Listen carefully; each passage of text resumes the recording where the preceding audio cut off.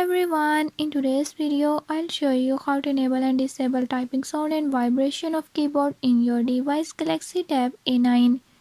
In this video I'm going to show you how you can do it.